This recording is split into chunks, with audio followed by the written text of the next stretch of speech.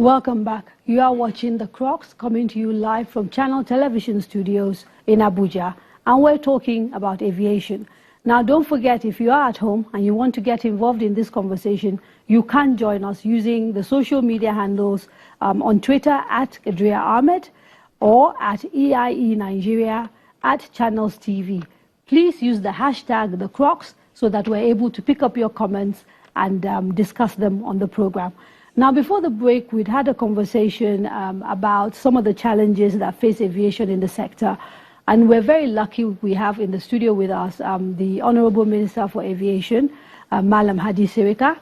Sir, what would be your response to some of the conversation that has now been taking place regarding particularly the issues of the role of government and the government agencies in building confidence in the sector and also in basically policing it and making sure that regulations are followed in such a way that there's confidence?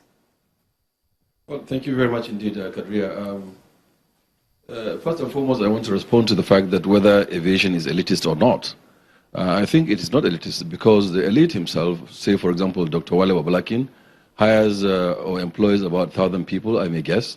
And if he will have to fly to Abuja from Lagos and back and forth, he's flying on behalf of those 1,000 people. He has to make business, make money to pay their wages and salaries. So it makes it very critical that he travels, and it's very, very important. And aviation connects businesses and people. The downtrodden people also find time to travel. Actually, so while you're talking, maybe we could put up, I think there's a slide that talks about aviation's contribution to GDP across key African countries. I think with Nigeria, it's quite low. It's something like 0.6. But places like Ethiopia have something like 4.1% of their GDP coming from aviation. Exactly, and the reasons are many. One of those reasons why Nigeria is such like that, because there has not been any deliberate attempt in the first time, to make sure that aviation has taken the center stage in our development. But what are we doing and that is different from the former? First and foremost, infrastructure, we're addressing it by trying to take it back to the private sector to concession those infrastructure. And the concession that was done in the past, there was no knowledge, and often than not, most of the things that they say they concession it within certain limitations and certain understanding.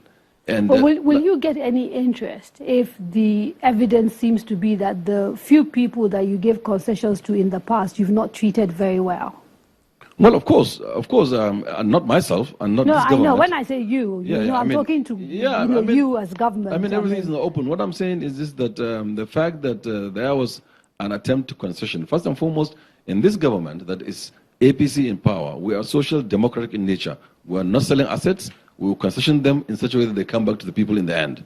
We believe that by doing that, by using other people's money, we will be able to get robust infrastructure that can cater for the teeming population. Nigeria is 180 million people.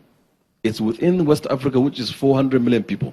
Contiguous to Central Africa, 600 million people, twice the size of the US, equal to continental Europe. It's a huge traveling market. And it's very, very important that we get it right. And the only way we could do is to involve private sector transparently. That's the catchword. Transparently, effectively, efficiently, in such a manner that is done with knowledge for people and in the open. And that one will catalyze and make, of course, ensure that aviation grows. Honorable Minister, unfortunately, there's a lot of people in the audience, so I may have to stop you. No, if I may just take two, because I think they're very important since you bring them. But do make it quick, please. Okay, I'll make it very quick. The airport closure, the gentleman over there said it was wrong. I don't understand what is wrong. It was an emergency situation. We were proactive. It borders on safety, and there's no other way. We've been on it for about 4 months. Could the work, for example, have been done at night? It can't. It cannot sustain that. Because if you're working at night, it will take you so long. It will take you over a year to be able to achieve that. But you keep your airport open. What happens to the rest of the runway? Can you guarantee that? There has been at least cases of 3 airlines that came and damaged their landing gear right here in Abuja. What do you do to that? We don't wake up and find. I think we are very proactive people. We saw it coming and we took the right decisions. And then, of course, they will be painful for some other people, and we apologize, but we're doing it in the interest of safety. And they said there was no consultation. When you are faced with emergency, act of God, force majeure, like a war. A consultation happens at the time that the event is happening. And we did consult people. We talked to nearly practically everybody. Most of people who come to criticize this runway closure because they have not even been to the runway. Just like the case of Nigerian Society of Engineers, who are being regulated by COREN, Council for Regulation of Engineering, who now saw the runway, assessed it, and agreed with us. Okay, and they are regulating the aviation industry. I'd like to, expand the conversation a little bit more. Maybe if I can bring in a few other people. Now, when you talk to people about aviation, one of the major things, for example, that people talk about are the lack of enforcement of consumer rights and also the strength of unions, for example, in the way things are managed. Why is it that in this country, people who fly don't seem to have any rights, or at least enforceable rights? Nobody pays a price for delaying flights, for cancelling, and all those sort of things. Looking at me. Yeah, for anybody who wants to particularly. Okay, let me come in here for the DG. And just to say that people in the audience are free to also join in. I want them to be part of the conversation.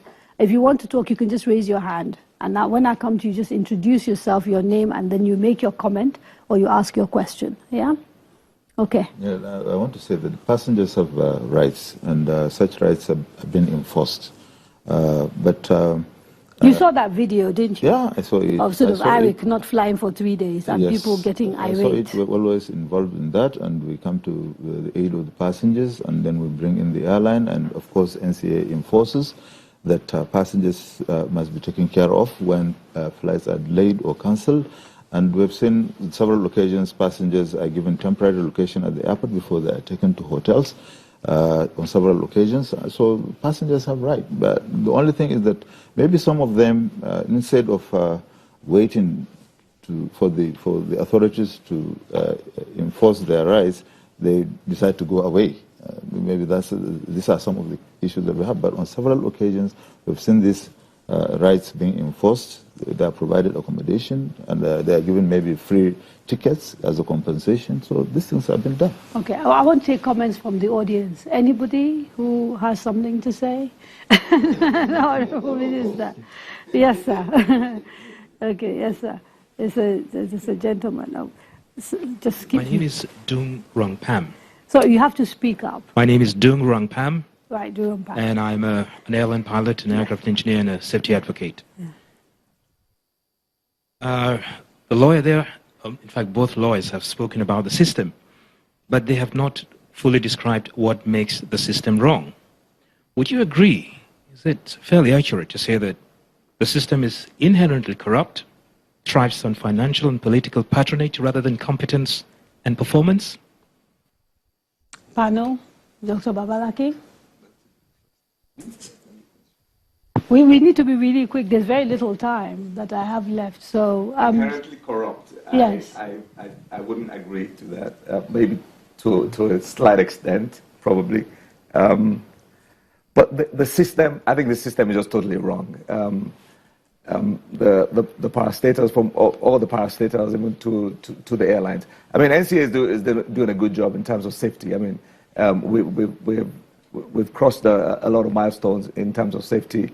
The ICAO audit we pass all the time. The airlines are doing well. In the last 5 years, there hardly been any accident. Come in there. When you have airlines that have something like just 2 planes, yes, and as in the case of I think an airline like Aero, and there are issues around even when they go for servicing, how can you say NCA is doing well?